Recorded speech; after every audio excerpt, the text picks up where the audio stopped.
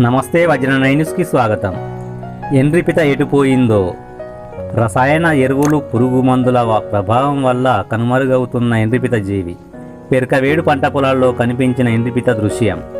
పంట పొలాలకు జీవం పోసే జీవుల్లో ఎండ్రిపిత ఒకటి. వ్యవసాయ పంట పొలాల్లో గతంలో కుప్పలు తెప్పలుగా కనిపించేది. వరి పొలం గట్లకు ఇరువైపులా రంధ్రాలు తవ్వి అందులో నివసించేది. తెలంగాణ పల్లెల్లో ఎండ్రికాయ, ఎండ్రికిచ్చ తదితర పేర్లతో పిలువబడేవి. ఈ జీవులు ఇప్పుడు మచ్చుకైనా కనబడటం లేదు. వ్యవసాయ పంట పొలాల్లో రసాయన ఎరువులు, పురుగు మందుల వాడకం వల్ల ఈ జాతి నశించిపోతోంది.